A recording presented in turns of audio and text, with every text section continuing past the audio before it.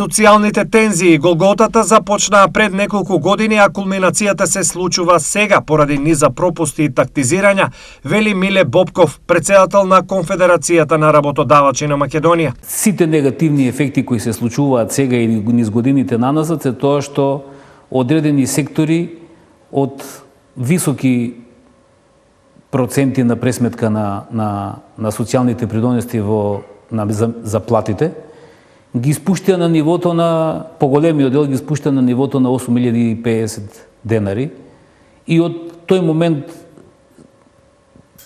почна таа, ќе наречам, голгота на сите фондови. За ситуацијата да биде уште полоша допринесоа и несоодветни ветувања кои ги подгреја очекувањата, вели Бошков. Морам да искоментирам дека несоодветно ветување минатата година од 15.200 на 18.000 денари минимална плата, кои еве сега се последователно се случува во јавниот сектор, покрај тоа што е проблем, особено за микро, малите и средните предпријатија, зголемувањето од 15.200 на 18.000 денари, а сега веќе видоа шанса и синдикатите во јавниот сектор па го зголемуваат проблемот. Во моментот на зголемена социјална активност, владата е адресата која треба да ги решава сите очекувања, но прашањето е колку таа има простор за тоа. И просторот е стеснет, многу тесен простор за маневар на владата.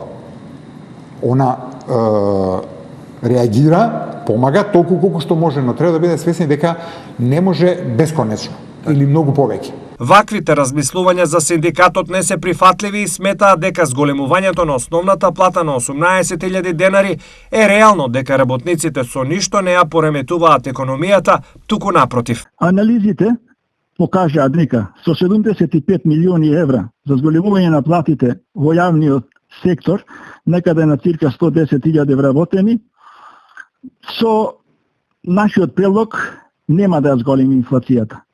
Така да мислам дека нема бојазност некоја со која би требале да одиме дека зголемувањето на платите би ја нарушило инфлационата состојба во Македонија.